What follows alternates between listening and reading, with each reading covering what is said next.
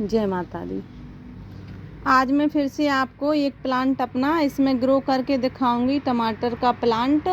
क्योंकि क्या है कि मैंने एक अपने पॉट में उसमें बहुत सारे जो मैंने कंपोस्ट बनाई थी इसी तरीके से, और उसमें मैंने अपने देसी टमाटर के सीड डाल दिए थे। और उसका रिज़ल्ट क्या हुआ कि उसमें बहुत सारे प्लांट आ गए हैं, और वो अपने इतने सारे उसमें प्लांट नहीं रुक सकते हैं। आप देखिए, ये है वो मेरा पॉट।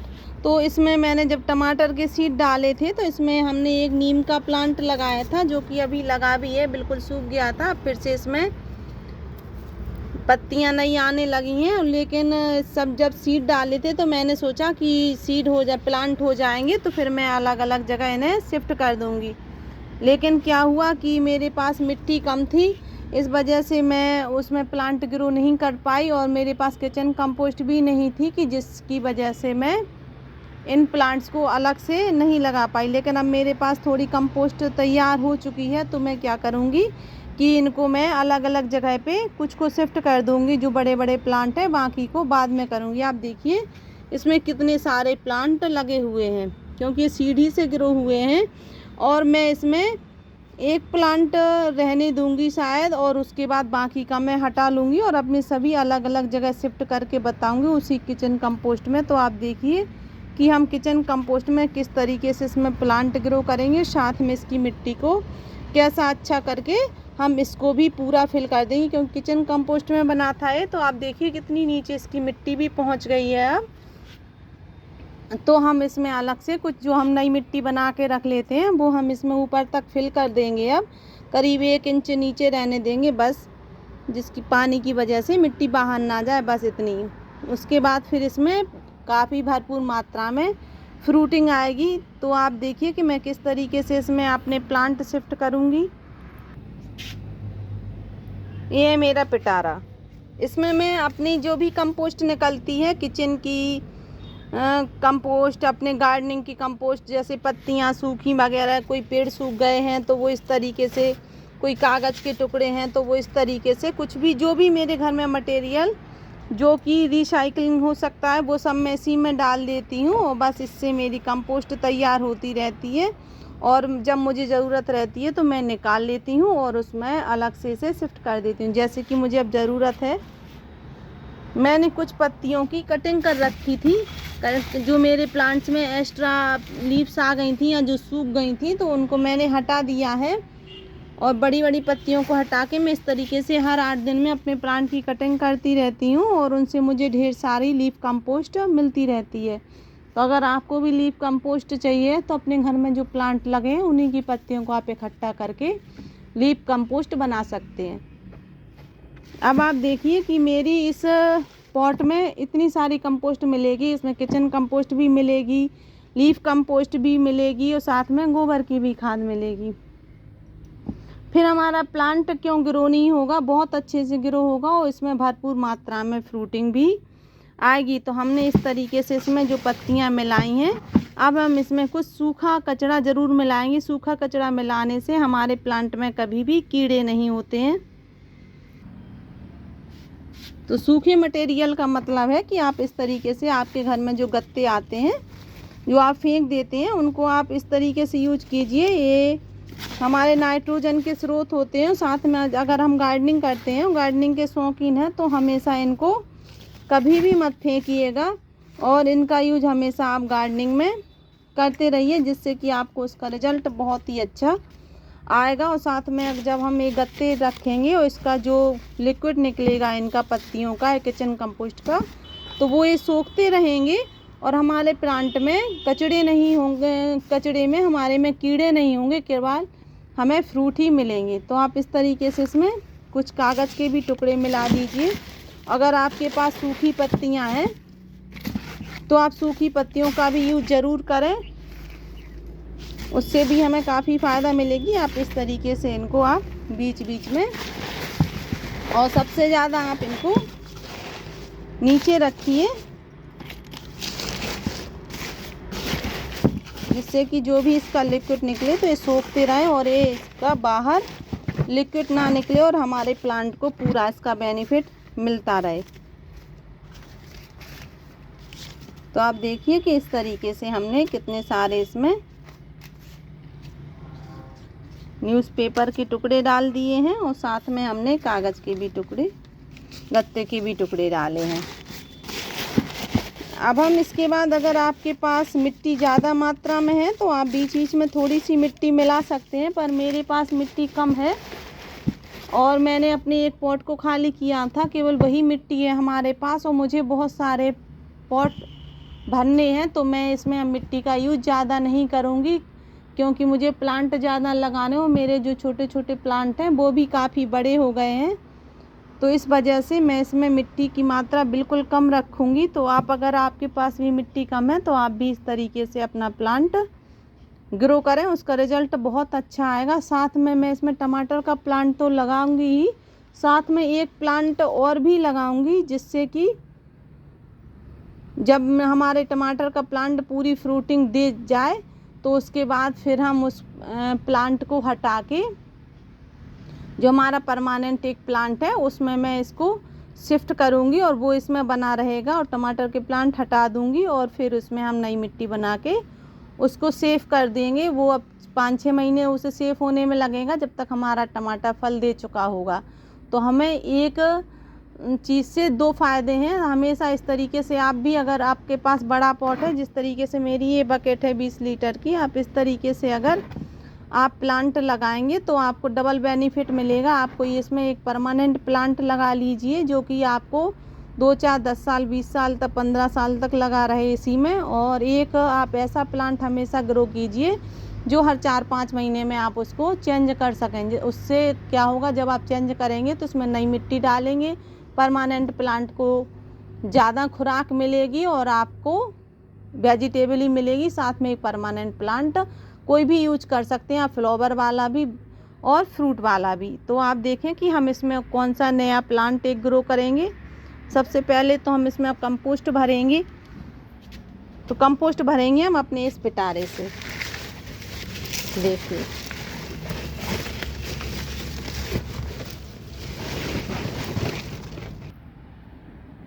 आप देखिए कि इसमें अब हम अपना ये जो सहतूत है जो हमने कटिंग से ग्रो किया था अपना, वो इतना बड़ा हो गया है। मैंने इस पॉली बैग में इसको कटिंग से लगाया था, इसकी बहुत अच्छी मिट्टी बनाई थी, तो इसमें बहुत अच्छे से हो गया है। और आप देखिए इसमें रूट्स कितनी अच्छे से बन गई हैं, इतनी अच्छी बन गई हैं इसमें रूट्स कि अब इस प्लांट को एक ज़्यादा मिट्टी और ज़्यादा कंपोस्ट की ज़रूरत है, तभी ये ग्रो करेगा और अगली साल तक हमें ये फ्रूटिंग भी देने लगेगा। अगर आपको इस तरीके से प्लांट लगाएंगे तो आपको भरपूर मात्रा में फ्रूटिंग मिलेगी। साथ में हमने अपनी ये बकेट पूरी भर ली है अच्छे से। आपको इसी तरीके से दबा दबा के इसको भरना है। जब आप इसको अच्छे से दबा दबा के भर लेंगे तो फिर आप इसमें थोड़ी सी मिट्टी डाल देंगे। जो हमने आपको मिट्टी बनाना बताई है कि किचन कंपोस्ट के लिए मिट्टी तैयार कैसे करें। तो आप देखिए कि इस तरीके से, और थोड़ा आप इस तरीके से इसमें मिला दीजिए। इससे क्या होगा कि अगर इसमें थोड़ी सी जगह है, एयरेशन की जगह है, तो एयर ना बने हमारे प्लांट को और नुकसान ना पहुंचाए। इस वजह से हम थोड़ी इस तरीके से इसको मिट्टी को अच्छे से फिल कर लेंगे। तो आप देखिए कि इसमें मिट्टी अच्छे से नीचे तक बैठ रही है। अब किचन कंपोस्ट दिखने लगी है तो हम फिर से ऊपर से इसमें थोड़ी सी किचन कंपोस्ट को ढकने के लिए हम मिट्टी का यूज करेंगे। बस इतनी ही करेंगे कि जिसकी वजह से ढक जाए, क्योंकि क्या होगा कि जब ये 8-10 दिन बाद आप देखेंगे तो ये अपने आप नीचे पहुंच जाएगी। आप कितना भी इसे ऊपर तक फिल कर लें और 8-10 दिन बाद इसका जो कंपोस्ट है, जो मिट्टी है, वो बिल्कुल नीचे पहुंच जाएगी। तो आप इस तरीके से फिर उसमें ऊपर से नई मिट्टी फिर डाल सकते हैं।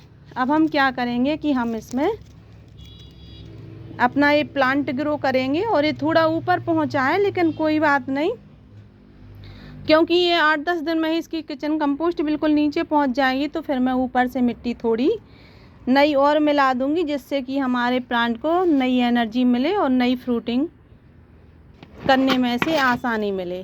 तो आप इस तरीके से, और फिर अब हम इसमें लगाएंगे साथ में एक नहीं, हम इसमें लगाएंगे करीब 2-3 प्लांट टमाटर के। तो हमें इसमें क्या फ़ायदा मिलेगी कि टमाटर का प्लांट हमारा इसमें फ्रूटिंग देगा, और जब तक ये ग्रो करेगा तब तक हमारा फ्रूटिंग हो चुकी होगी। तो मैं टमाटर के प्लांट 4-5-6 महीने बाद निकाल लूँगी और उसे फिर अच्छे से मिट्टी दूँगी, और साथ में फिर से कुछ लालच करके इसमें नया प्लांट ग्रो करूँगी। तो आप देखिए कि अब हम किस तरीके से इसमें प्लांट निकालेंगे। तो इसमें कुछ जो प्लांट ऐसे हैं, तो मैं इस तरीके से, ये ज़्यादा बड़े प्लांट हो गए हैं, तो ये प्लांट तो काफ़ी बड़ा है, तो हम इसको नहीं निकालेंगे। इसमें जो छोटे छोटे प्लांट लगे हैं हम उनको इस तरीके से निकाल लेंगे। आप देखिए,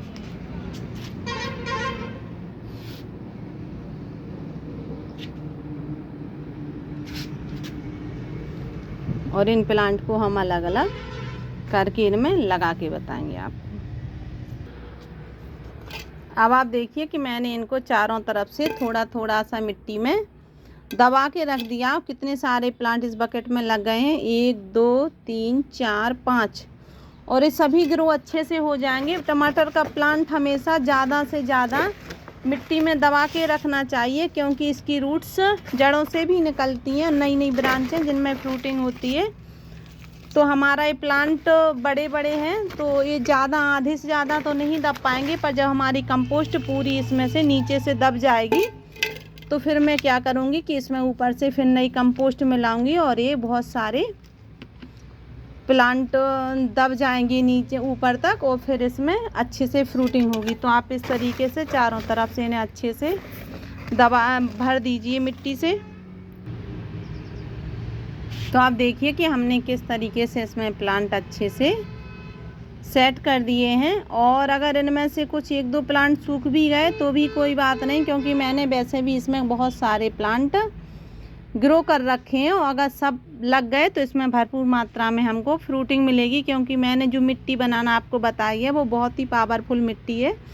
और इसकी मिट्टी से हमें जब तक ये प्लांट ग्रो रहेगा तब तक हमें इसमें कोई भी खाद नहीं डालनी है, कि जो हम लिक्विड खाद आपको बनाना बताते हैं, बस आप उसको इसी में बस उन्हीं को डालते रहिए। बस उसका रिज़ल्ट आपको इतना अच्छा आएगा कि आपको कभी भी कोई भी इसमें खाद एक्स्ट्रा नहीं डालनी पड़ेगी, क्योंकि मैं अपने प्लांट में कभी भी अलग से कोई भी खाद नहीं डालती हूँ, केवल लिक्विड खाद जो बनाती रहती हूँ तरह तरह की, बस हर 8 दिन में या 10 दिन में उन्हीं को देती रहती हूँ। उसका रिज़ल्ट आपको पता ही है कि आप देखिए कि हमारे इस टमाटर के प्लांट में देखिए किस तरीके से फ्रूटिंग हो रखी है।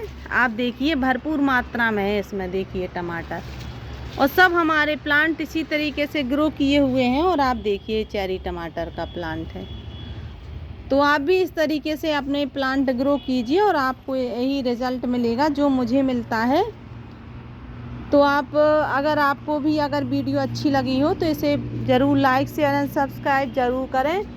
साथ में इसमें मिट्टी में पानी तभी दें जब तक कि इसकी मिट्टी पूरी ऊपर अच्छे से सूख ना जाए। बस आपको केवल जिस दिन आपने प्लांट लगाया है उस दिन ही आपको इसमें भरपूर मात्रा में पानी डालना है, कि वो पानी नीचे से इसमें से ड्रेल हो जाए। उसके बाद फिर इसमें पानी बिल्कुल नहीं मिलाना है। पानी तभी डालें जब ऊपर की मिट्टी सूख जाए, वरना आपका प्लांट सड़ जाएगा और आपकी पूरी मेहनत ख़राब हो जाएगी। अगर वीडियो अच्छी लगे तो प्लीज़ इसे लाइक ज़रूर करें तथा सब्सक्राइब करें। Thank you.